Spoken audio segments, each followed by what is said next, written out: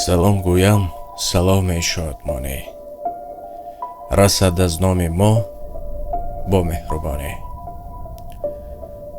муҳтарам шаҳрвандони ҷумҳурии Тоҷикистон ва умуман халқи тоҷик, вақтҳои охир мебинем дар фурудгоҳҳо, аэропортҳо бениҳоят азоб кашида истодаед. ҳамин дидед ки муаммои як кишвар нест, муаммои ҷаҳонӣ аст. муваққатӣ аз сафар худдорӣ канед. ҳамин 2 ҳафтаву 3 ҳафта чизе намешавед. солҳош тоқат мекардед дар ҳар сурат. аммо мебинем тунҳо барои инҳо нон биёред, барои инҳо об биёред, дар гуруснагӣ наморанд, инҳоро ки соҳиб мешавад.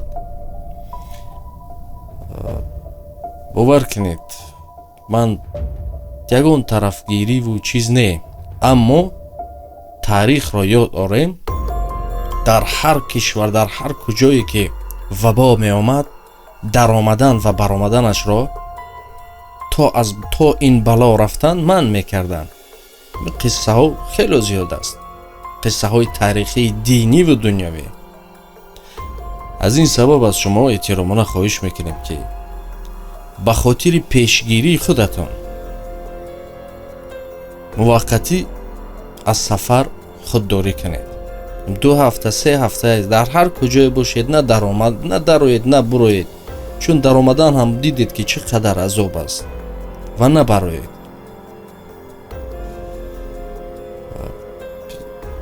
ин беморие ҳаст ки ҷаҳон бо он меҷангад.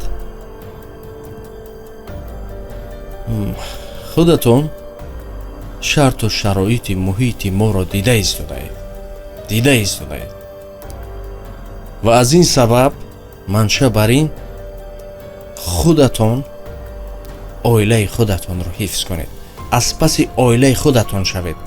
ҳар кас, ҳар шаҳрванд, ҳар нафаре ки тамошо мекунад, пешгириашро худаш кунад.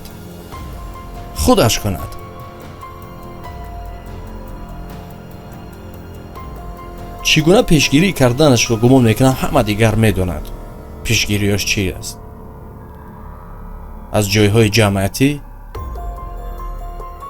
ва дуввум, аз ҳама муҳимтар, гуфти Сино, назар ба он беморӣ шуморо ваҳматон мекушад. ҳамин ваҳми шуморо мекушад, назар ба оне ки то беморӣ омаданд. аз ҳама душвор вазнинтар анамин ваҳм аст, воҳима аст. бо ин қадар воҳима накунед пешат касалӣ дилу пешат касалӣ қанд нашавед. ва аз тақдири худо мегурезем ба сӯи тақдири худо. пешгирӣ кунед. ҳамин муваққатӣ ҷойҳои ҷамъиятиву ин тарафу он тараф то ҳамин чиз бартараф шуданд. ҳеҷ кас намедонад ки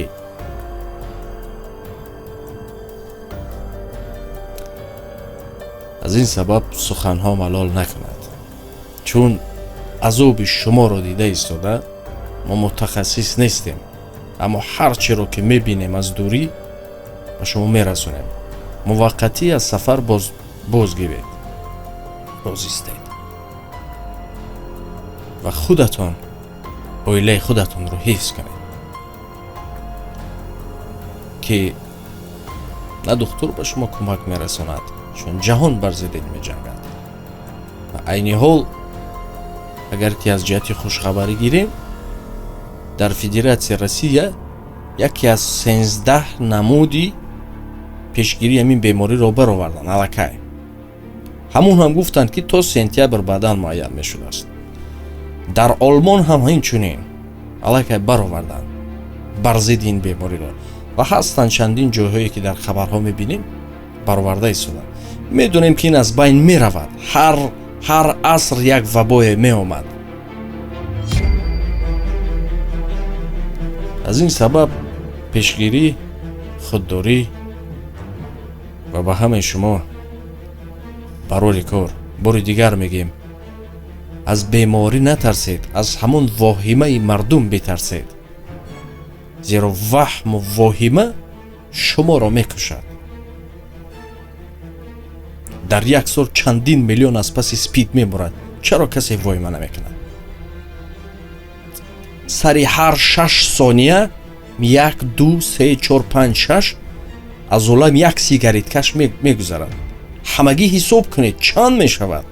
سری هر 6 ثانیه یک سیگار کش. چرا واهمه نمیکنه؟ با دیگر بیماری های که هست سالش میلیون مردم میمورد. فقط واهمه است.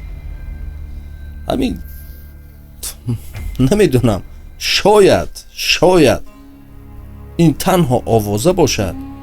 شاید وقتی این مردم ما گریب کشید وهم زیرش میکند. بیاد ما در آخر قصه سینو رو به شما نقل کنم. با یک علمای دیگر بحث میکنن که زهری کی تاثیرش بلندتر است. یک عالم اروپایی دیگر زهری کی تاثیرش بلندتر است. وقتی که او عالم زهر را آماده میکند، نزد سینا می آید، میگوید زهری من آماده است، باید سنجش گذرانند از یک دیگر. نوبت آن میرسد که کی